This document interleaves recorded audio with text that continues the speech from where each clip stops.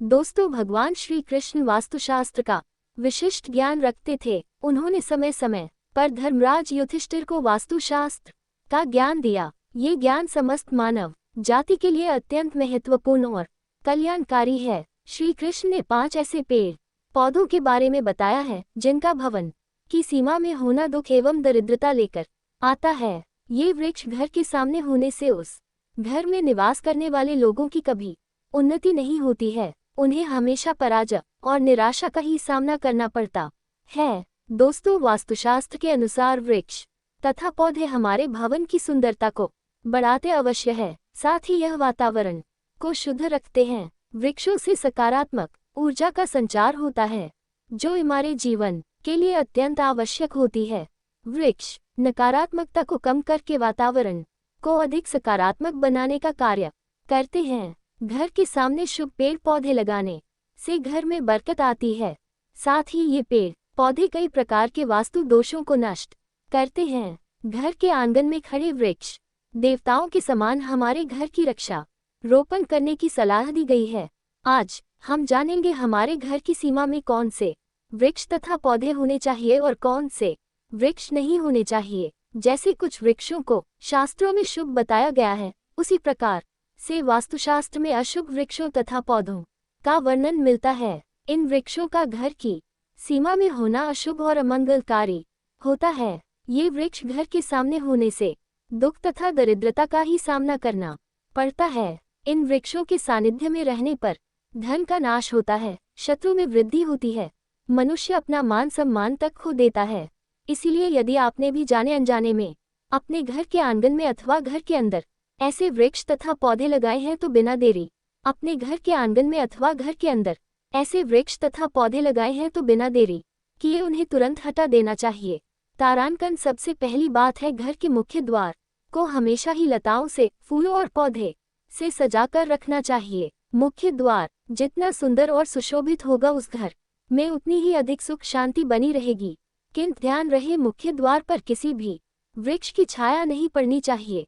इससे छायावेद निर्माण होता है और परिवार में समस्याएं उत्पन्न होने लगती है।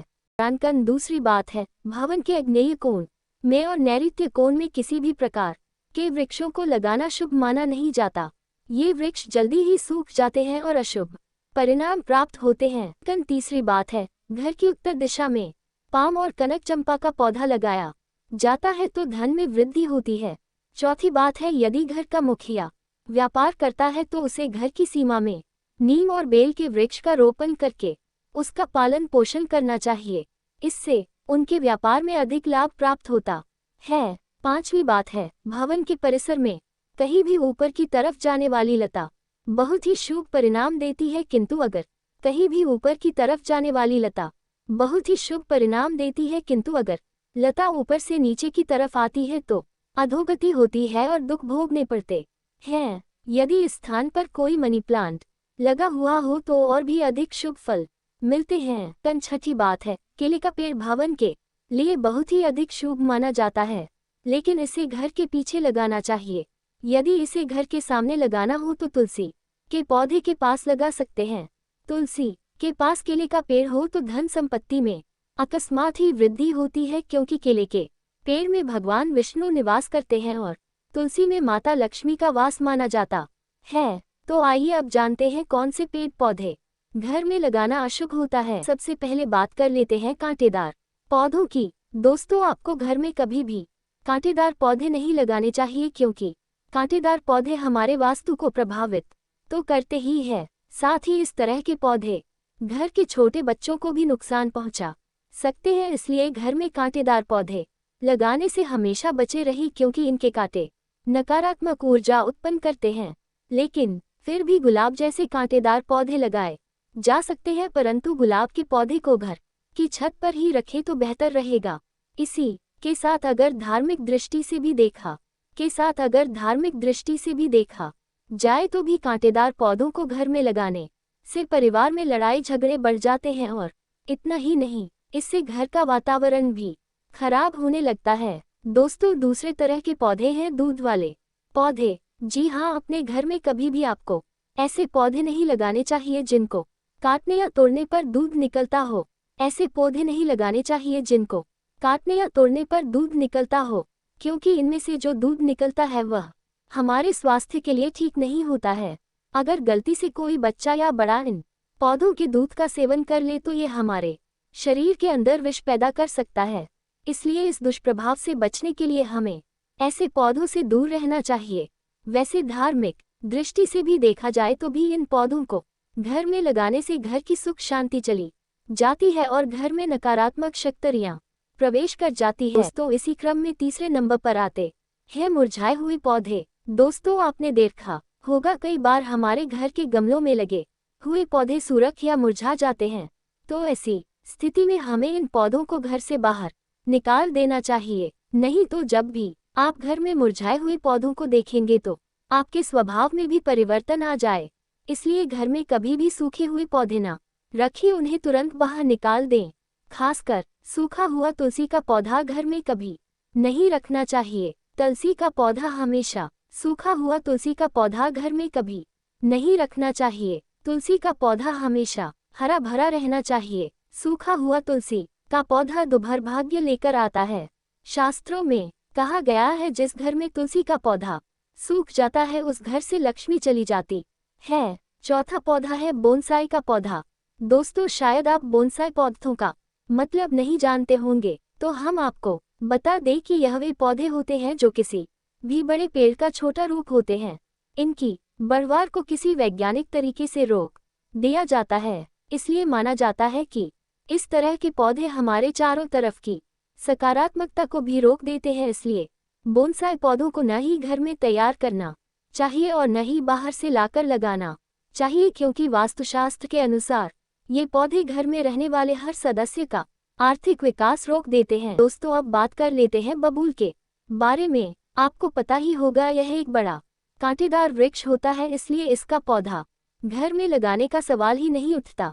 फिर भी कोई बोनसाई करके इसको घर में लगाने की सोच रहा है तो ऐसा बिल्कुल न करे, क्योंकि यह वास्तु की दृष्टि से ठीक नहीं रहता। ऐसे पौधे सिर्फ हमें नुकसान पहुंचाते हैं, क्योंकि इनके कांटे बड़े हानिकारक होते हैं। दोस्तों, अब बात कर लेते हैं कैस्टर प्लांट के बारे में। कैस्टर प्लांट देखने में भले ही बेहद अच्छा लगता हो, लेकिन इसे दुनिया का सबसे खतरनाक पौधा माना गया है। इस पौधे के बीज 2 दिनों के अंदर इंसान की जान ले सकते हैं। इसे घर में लगाने की भूल बिल्कुल नहीं करनी चाहिए। अगर आप इसे घर में लगाते हैं तो छोटे बच्चे इसके बीज गलती से निगल सकते हैं। इस पौधे को घर में ही नहीं बल्कि घर के आसपास भी नहीं रखना चाहिए। अगर आपके आसपास ये पौधा हो तो तुरंत इसे उखाड़कर फेंक दें। दोस्तों, अब बात कर लेते हैं बेर के पौधे के बारे में। कहा जाता है कि फलों में गिने जाने वाले बेर को खाने के लिए लोग इसे अपने घर में भी लगा लेते हैं, लेकिन यह तारांकन गलत है। कहते हैं इसे लगाने से घर में नकारात्मक शक्तियां आ जाती हैं। केवल इतना ही नहीं, धार्मिक दृष्टि से भी अगर देखा जाए तो बेर के पौधे के घर में होने से आर्थिक समस्या बढ़ने के साथ ही धन की हानि भी होने लगती है। इस कारण से इसे घर में नहीं लगाना चाहिए।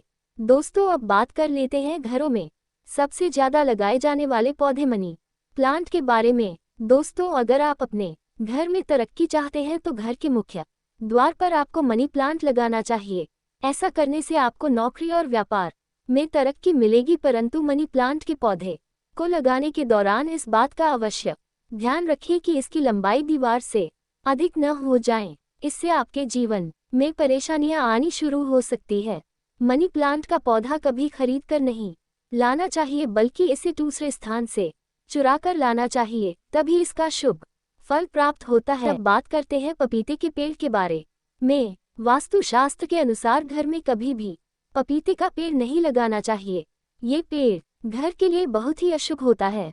अगर ये पौधा अपने आप उग जाए तो इसे तुरंत उखाना चाहिए। वट वृक्ष घर की पश्चिम दिशा में हो तो घर में शोक का काल चिरकाल तक रहता है। दक्षिण दिशा में तुलसी का पौधा हो तो संतान को पीड़ा सहन करनी पड़ती है। भी मृत वृक्ष की छाया घर पर पड़ती तो यह मृत्यु सूचक होता है। मृत वृक्ष को तुरंत उखाड़ देना चाहिए। तो दोस्तों, इस प्रकार से वास्तुशास्त्र में घर में लगाए जाने वाले पेड़ पौधों के बारे में महत्वपूर्ण जानकारी दी गई है। तो आपको ये पेड़ पौधों के बारे में जानकारियाँ कैसी लगी, नीचे कमेंट करके जरूर बताएं। वीडियो को एक लाइक कर दे और ऐसी ही और जानकारियों को जानने के लिए आपके अपने चैनल रिया वॉइस को सब्सक्राइब करें। जय श्री कृष्ण।